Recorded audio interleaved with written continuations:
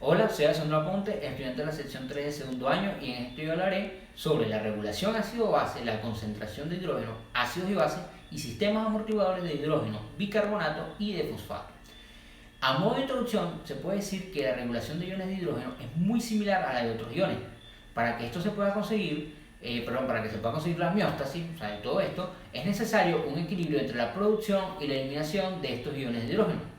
Este equilibrio se consigue a través de mecanismos de amortiguación ácido-básica, tanto en la sangre como en las células y en los pulmones, además de los riñones que se encargan de regular la eliminación de estos. En cuanto a la concentración de hidrógeno, es importante destacar que este influye en las células y funciones del organismo, por lo que debe estar regulada de forma precisa. Al mismo tiempo, esta concentración es relativamente baja, pues es de solo 40 nanoequivalentes por litro, a diferencia de, por ejemplo, el sodio, que es de 142 microequivalentes por litro. De la misma forma, las variaciones de la concentración de hidrógeno en el líquido extracelular son solo de una millonésima con respecto a la que permite el sodio. Es decir, la concentración de hidrógeno varía entre unos 3 a 5 nanoequivalentes por litro, lo cual demuestra la precisión con lo que está regulada. Ahora pasaré a hablar sobre los ácidos y las bases. Primeramente, los ácidos pueden ser definidos como aquella molécula capaz de ceder o liberar iones de hidrógeno en una solución. Un ejemplo de ácido es el ácido clorhídrico, el cual se ioniza en el agua formando así iones de hidrógeno e iones de cloruro. A su vez, los ácidos se pueden dividir en ácidos fuertes y en ácidos débiles. Los ácidos fuertes son aquellos que se disocian rápidamente, es decir, que sus iones se separan y se liberan grandes cantidades de iones de hidrógeno, como por ejemplo se puede mencionar al propio ácido clorhídrico. Por su parte, los ácidos débiles son aquellos que tienen una baja tendencia a disociarse y por lo tanto liberan iones de hidrógeno con una menor fuerza. Un ejemplo de esto puede ser el ácido carbónico. Por otro lado, las bases son aquellos iones o moléculas capaces de aceptar iones de hidrógeno, como por ejemplo se puede mencionar al ion bicarbonato, el cual acepta un ion hidrógeno y se transforma de esa manera en ácido carbónico.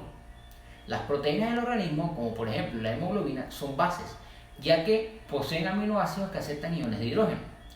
Al igual que en los ácidos, existen dos tipos de bases, las bases fuertes y las bases débiles. Las bases fuertes son aquellas capaces de reaccionar de manera fuerte, o sea, de una manera fuerte y rápida ante los iones de hidrógeno, como por ejemplo el OH, que junto con el ion de hidrógeno se encargan así de formar agua. Por su parte, las bases débiles son aquellas que de manera lenta y débil se unen a los iones de hidrógeno, como por ejemplo el bicarbonato, el cual tarda más que el OH para unirse así a un ion hidrógeno. En este punto, también es importante resaltar que tanto las bases como los ácidos que actúan en el líquido extracelular son en su gran mayoría ácidos y bases débiles. El siguiente punto es la concentración de iones de hidrógeno y de pH. Como se mencionó anteriormente, las concentraciones de hidrógeno son muy bajas, por lo cual se suelen utilizar unidades de pH para evitar trabajar así de manera incómoda, siendo que el pH es inversamente proporcional a las concentraciones de hidrógeno. Es decir que a un mayor pH habrá una menor concentración de hidrógeno y a un menor pH habrá mayor concentración de hidrógeno. Para calcularlo se suele utilizar la siguiente fórmula, donde el valor de la concentración de H se expresa en equivalentes por litro, dando como resultado que el pH es igual a 7,4, siendo que este valor de pH es en la sangre arterial, por lo que en la sangre venosa sería de unos 7,35 debido a que esta cuenta con unos niveles más elevados de CO2. Dentro de esto, cabe destacar que cuando el pH está por debajo de estos valores se considera como una acidosis, mientras que si es mayor se considera como una alcalosis. Por otra parte, los límites de pH que son compatibles con la vida son de mínimo 6,8 y de máximo de 8. Pasando ahora a hablar de los amortiguadores, estos se pueden definir como aquellas sustancias con la capacidad de unirse a iones de hidrógeno de manera reversible, siendo su fórmula general la siguiente, donde se puede evidenciar cómo el amortiguador se une al ion hidrógeno y se forma de esta manera un ácido débil.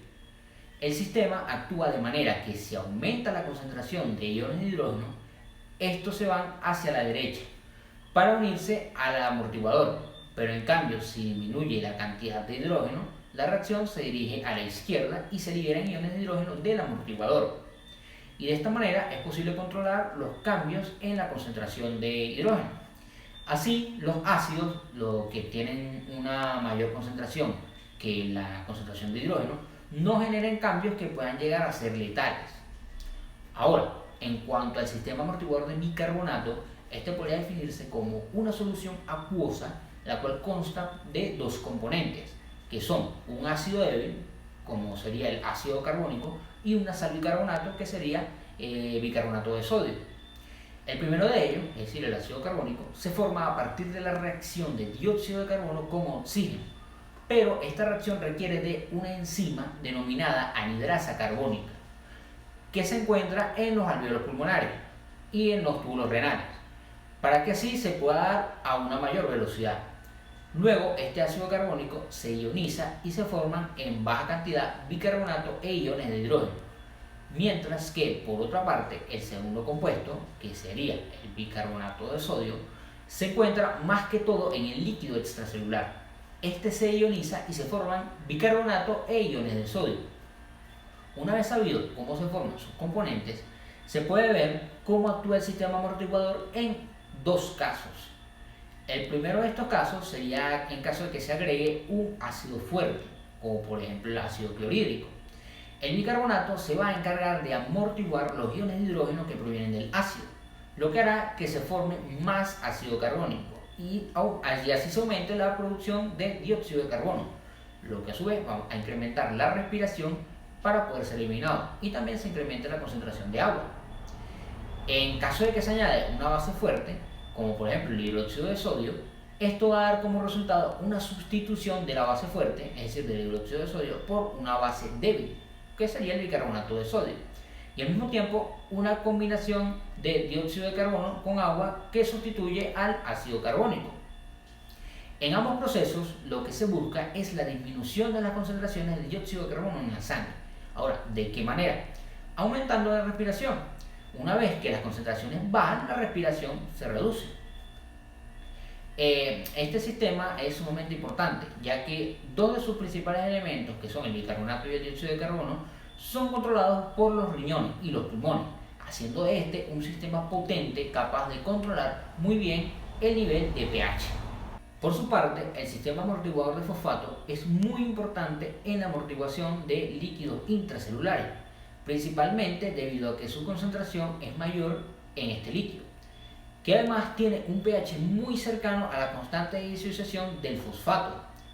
De la misma manera, también es importante en los líquidos tubulares de los riñones, debido a que el fosfato se concentra en estos, e igualmente cuentan con un pH que se acerca a la constante de disociación del fosfato. Los principales elementos de este sistema son el H2PO4 y el HPO4.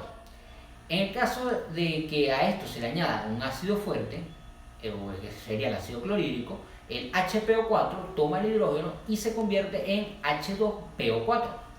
Esto genera que el ácido fuerte sea sustituido por un ácido débil, y esto dará como resultado una disminución del pH. En cambio, si se añade una base fuerte, que sería el hidróxido de sodio, el H2PO4 se encargará de amortiguar al grupo hidróxido, es decir, al OH, lo que forma mayores cantidades de HPO4, además de agua. Esto va a hacer que la base fuerte, que sería el hidróxido de sodio, sea sustituida por una base débil, que sería fosfato sódico, de modo que causa un ligero aumento del pH.